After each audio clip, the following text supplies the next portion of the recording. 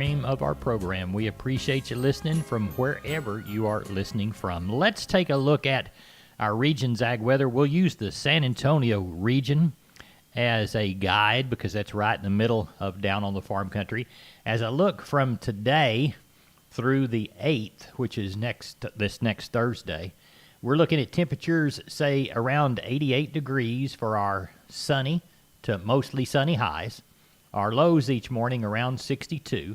And neighbor, we don't have a chance of rain for the foreseeable future. The best one would be a week from this Thursday on the 13th at 20%. And our temperatures and the amount of sun that we're going to have between now and then are about the same. We'll stay in that 86, 87, 88 range, and our morning lows somewhere between 63 and 66. Again, with no chance of participating in any precipitation. We're on the line with Dr. Glenn Tate. Dr. Glenn Tate, it's sale time in South Texas. Yes, sir. The Central Texas Independent Cattlemen's Association annual bull and female sale will be held on October the 16th at the J.B. Wells Center in Gonzales, Texas. Bulls will sell at 11 a.m. with females following. Lunch will be provided. We have over 60 bulls representing all the major breeds coming from reputable breeders. There will be around 250 females coming from reputation programs to include a large consignment of registered Brahman heifers. Cattle can be viewed afternoon on Thursday, October the 15th with a customer appreciation dinner at 6 p.m. So come on out and support the Independent Cattlemen's Association, which is your voice in Austin and Washington, D.C., and add some quality genetics to your herd. 210-260-0563.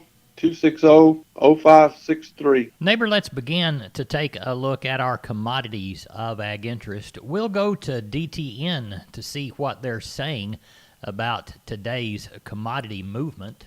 In regards to corn, following big gains last week, corn futures are starting off a bit higher to begin the week. Harvest weather is clear for the next 2 weeks and above normal temperatures and below normal precipitation. Even though farmers seem to be focused on soybean harvest, traders expect corn harvest progress to reflect over 30% done in today's USDA crop progress report. As we look toward soybeans, that clear harvest weekend and the outlook for above normal temperatures and below normal rainfall has the next 2 weeks heavy with promises of rapid conclusion of the soybean harvest. The demand keeps coming with combination of China and an unknown destination again showing up this morning. Friday, we saw a buy of 19 million bushels of U.S. beans. As we look toward wheat futures, fueled again by dryness in the Ukraine, Russia, and even here in the U.S. hard red winter wheat areas, it is wheat that's leading the way higher. Unlike corn and beans, managed funds are relatively neutral on all three wheat markets. As of last Tuesday, managed funds were net long just over 17,000 KC wheat and a modest 10,000 Chicago wheat. As we move toward cotton, neighbor, and remember, cotton is always slow to start each day, and particularly on Monday. Friday's Commitment of Traders report showed that managed money speculators in cotton only liquidated a mere 183 long contracts last week. As a trading group, they remain net long over 51,000 contracts. So far, the financial markets are breathing a sigh of relief at the prospect that President Trump's illness is improving. We'll check live cattle and feeder cattle, lean hogs, after this. This isn't what gets a cotton grower up. What gets a cotton grower up isn't made of plastic-covered electronics. It's made of heart, determination, the calling that doesn't need a buzzer. Because you know, early is the key to success. Stoneville Cotton knows too. It gets out of the ground earlier and establishes a healthy stand quicker, so it's less vulnerable to weeds, weather, and insects. For a stronger finish, own the early with Stoneville Cotton. BASF. We create chemistry. Always read and follow label directions. Neighbor, let's take a look at lean hogs and live cattle and feeder cattle, courtesy of the good folks at DTN. We'll call steady to 50 higher in the early gains, slowly developing in the live cattle trade. The ability to spark follow-through buying interest following initial short covering today will be the essential in helping sustain that upward movement. December contracts continue to lead the complex higher, with the traders looking for further support in cash values to get it all done. The cash cattle market, extremely quiet on a Monday. That happens quite a bit of the time. On the futures side of feeder cattle, steady to 60 higher. Initial short covering with a focus across the feeder cattle futures, with traders posting moderate to firm gains. The triple-digit losses flooding into the market last week added concerns of further technical pressure developing. The ability to sustain prices above the $140 per hundredweight mark will probably fend off additional market liquidation. As we look to hogs, narrow trading ranges are seen in the nearbys and the deferred lean hog futures on Monday morning. Neighbor, it's time once again for Live Oak Livestock Auction special female replacement sale, Saturday, October the 17th, 2020, Highway 281 between George West and Three Rivers. Here's 50 F1 Brayford pairs and bred cows at 3 years old. How about 40 Beefmaster Cross pairs and bred cows 3 to 6? How about 10 Gray Brahma heifers? How about 20 bred Brangus heifers? How about 20 Beefmaster pairs and bred cows? They'll be 6-year-old. How about 10 Angus Cross heifers, 20 Beefmaster Cross heifers? Here's 75 South Texas crossbred cows, 6 to 7 years old. And here's Angus bulls, Hereford bulls, and Charolais bulls. That's Live Oak Livestock Auction special replacement cow and heifer sale, Saturday, October the 17th. Contact Riley Rhodes at 361-813-6650. At 361-813-6650. Neighbor, now it's time for today's edition of Focus on Ag. We're saying goodbye to a good friend of Down on the Farm Radio and a daily listener. Tom Nicoletti talks about that person in today's program. The end of an era. I'm Tom Nicoletti with Prime Cuts on Texas News and Views from the Texas Farm Bureau Radio Network. After 30 years at the Texas Beef Council, Richard Wortham is retiring. TFB Network's Jessica Domo has more. What's impressive about Pioneer brand sorghum? I'm here in the Rio Grande Valley, Texas, sorghum country, but also sugarcane aphid country. This field is one of over 60,000 test plots. That's a lot of data, and the reason why Pioneer sorghum dominates the industry in yield potential and sugarcane aphid tolerance.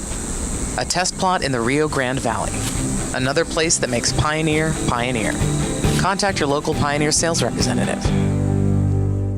After 30 years with the Texas Beef Council, Executive Vice President Richard Wortham will retire at the end of the year. Wortham got his start with the Beef Council in the late 1980s, joining his wife Pam, who was the council's graphic designer. During his tenure at the Beef Council, Wortham has seen a lot of changes, including the passage of the beef checkoff referendum. I've actually been able to see a lot of different things and really kind of have been with the checkoff really since really the very beginning. And what was really encouraging to me is that after two failed referendums in the late 70s and early 80s, the producers came together and voted in this program. And I've seen it evolve over 30 plus years. I've seen it go from kind of a hope and a promise to actually delivering the results that producers expect and depend on. And so to me, I've seen the program grow from kind of a infant stage or a youth stage to really a more mature stage and being able to adapt and adjust to the different conditions and the consumer preferences. And so this isn't anything you just put down on a piece of paper and you follow the plan every year, because it's going to continue to evolve. And I think that's one of the good things that we've tried to do and accomplish is to evolve with consumers and their attitudes and their preferences and help keep beef top of mind with consumers.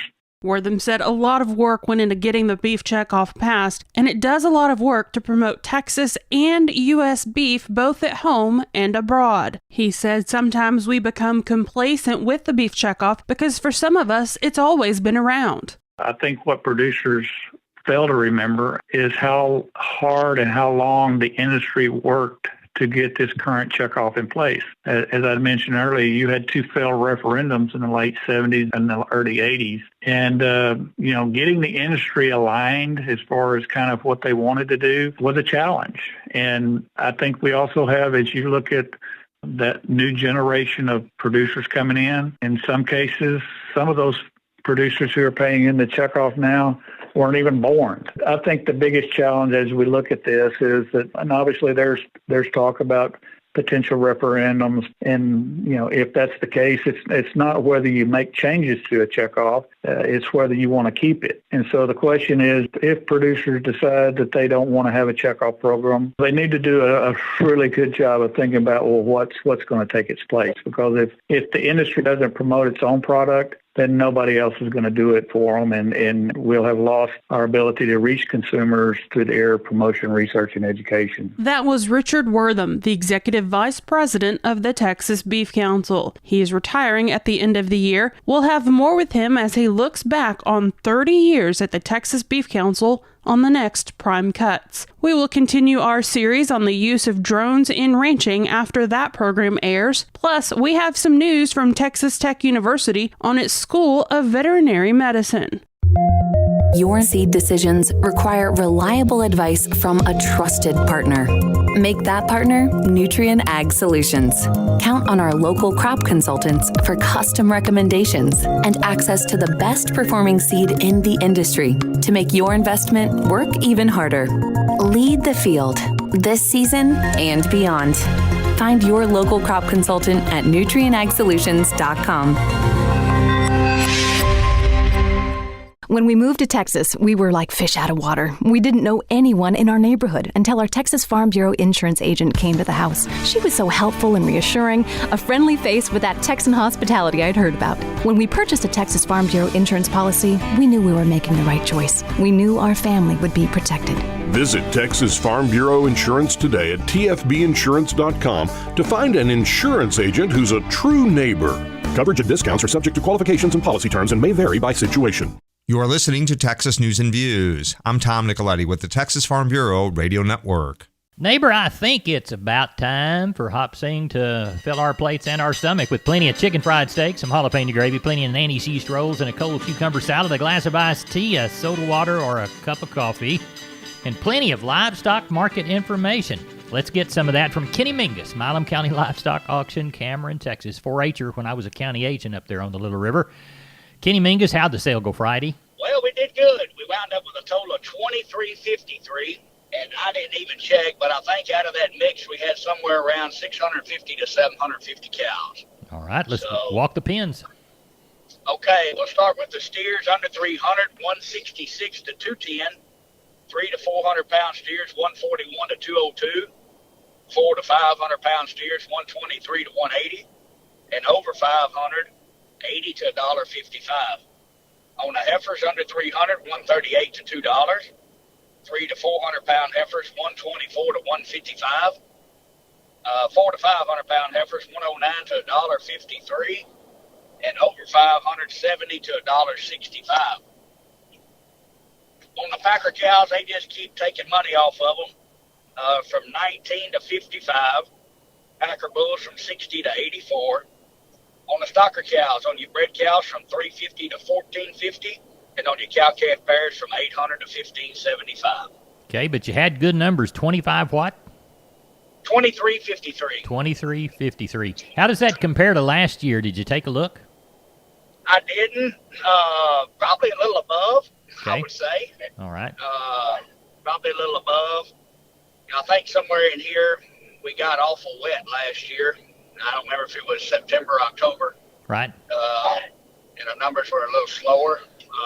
But I want to do a little homework check on that for you, Larry. All right. Good deal. Yes, sir. What do you know for next week?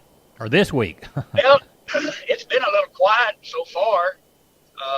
Last week we had just lots of big consigners. Right. People with 100 calves. One guy had 200 cows, and another customer had 100 calves and 70 cows. Had a lot of big shippers last week. Don't have much on the books right now, but it's early. I think with the weather being pretty and most everybody's caught up on their farming, I imagine we'll have another pretty decent run. All right. We'll check on that run later in the week. In the meantime, if folks want to get a hold of you, how do they do so? You bet. Catch us at the office from about 9 to 3, Monday through Wednesday, at 254-697-6697. You can follow us on our webpage at MilamCountyLivestockAuction.com or catch us on Facebook. We appreciate it, and we'll touch base with you Thursday. Thank you so much, Kenny Mingus. Larry, have a great week. Rumensin presents Trusted by Generations. Headquartered in Amarillo, Texas, Cactus Feeders has been producing high-quality protein at their feed yards in Texas and Kansas for over 40 years.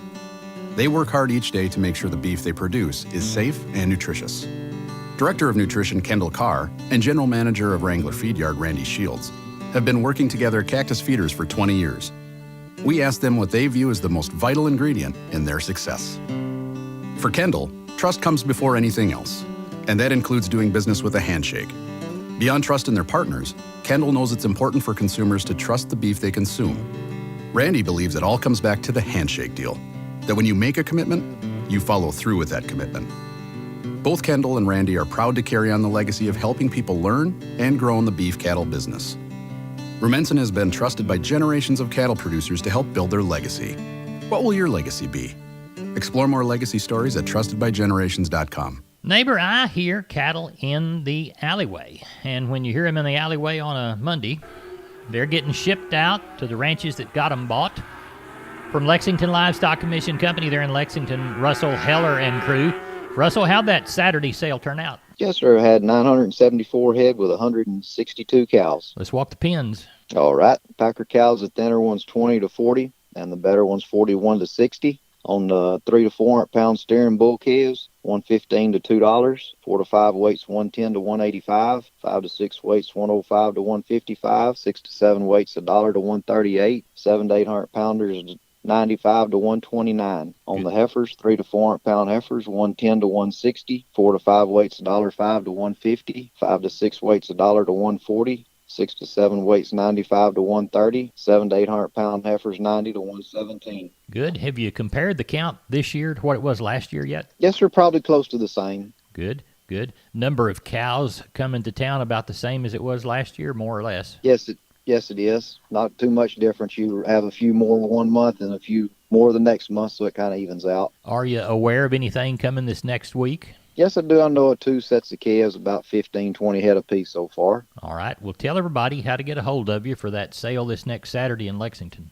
Yes, sir. You can get me on my cell, and that number is 979-820-7002. Russell, we appreciate you, and we'll touch base with you before that next sale. Okay. Thank you, Larry. You know, neighbor, as a child growing up in the Panhandle, I say child, grew up into manhood. I didn't leave till I was about 22, so lived there at Hart for from the 4th grade up until the time I was a senior in college. And I was always fascinated when I would hear sandhill cranes or Canadian geese come over the farm. I'd look up after seeing that honk and wonder how far those birds had traveled. Some of them traveled way up from Canada. Some of them a little farther from near the Arctic Circle. And their flight pattern took them right over our farm. And I always wondered what it was that made birds like that move. Well, they tell us that weather patterns can do that. In fact, they've isolated birds, geese and sandhill crane, on radar, hopping up 24 to 48 hours before a big cold front would come in with those high, fast, high-level winds. So the birds knew something that we could not see was headed their direction, and they use those high-level winds to travel. We're talking about things of that nature on today's edition of Texas Wildlife Radio. Jessica Dommel's at the mic. Predicting the weather. I'm Jessica Domel with the Texas Wildlife Radio Show on the Texas Farm Bureau Radio Network. Can studying animals during the fall help us predict the severity of the upcoming winter? USDA's Gary Crawford has more. Back in the days before modern weather forecasting, many people believed that this time of year, September and October, animals could provide clues about what this winter was going to bring. And it's not unexpected that people would be interested particularly in the winter conditions because that's the time where it's really difficult to survive. That's Mary Knapp, the state climatologist for Kansas, stationed at Kansas State University. Of course, as little as 100 years ago, there was no weather service, no way to forecast the winter except by looking for clues in nature. And there are plenty of us who still try to do that today. One of the most common measures that people hear about are looking at the woolly bear caterpillars and checking to see whether or not the coloration will tell you what the winter will be. Most say that the smaller the brown stripe and the more black that appears on the caterpillar, the more severe the winter is going to be. The question is it true? Mary Knapp says no. Researchers cannot find any correlation there, except that the stripes may indicate how wet it was as the caterpillar was developing. Which is more of an indication of past events than a predictor of future conditions. Aha, but I've been watching some other animals for my forecast. Yes, the squirrels know what's going to happen. People quickly check and look and say, well, the squirrels are bearing lots of nuts, so it must be going to be a severe winter. That's more an indication of past events. The nut crop was very plentiful, and so you see a lot of evidence of them storing them up, not necessarily an indication of how severe the winter will be. That report from USDA's Gary Crawford. We'll have more with him on the next Texas Wildlife Radio Show. For healthier crops and stronger yields, count on Nutrien Ag Solutions. By partnering with the leader in plant nutrition, you'll have access to innovative products and unmatched service that deliver impact and efficiency to every acre. Healthier crops, happier growers. Lead the field this season and beyond. Find your local crop consultant at nutrienagsolutions.com. Now your class speaker, sharpen herbicide. Wow, thanks everyone. What a ride it's been. Dominant performance in desiccation and weed management, rapid dry down and defoliation while reducing regrowth, years of efficiency. And whatever our future fields hold, we'll always deliver that same premium harvest aid. Sharpen herbicide, everyone. Your top harvest aid performer in any field. Always read and follow label directions. For the Texas Farm Bureau Radio Network, I'm Jessica Domel. Neighbor, it's time to take a look at the grains, courtesy of our friend John Tuggle, Tuggle & Company Corpus. Call 800-288-4453. Number 2 or better Milo through Corpus in October. D's plus a $2 bill, $10.35. We'll call the Mexican Port of Progreso, $8.50.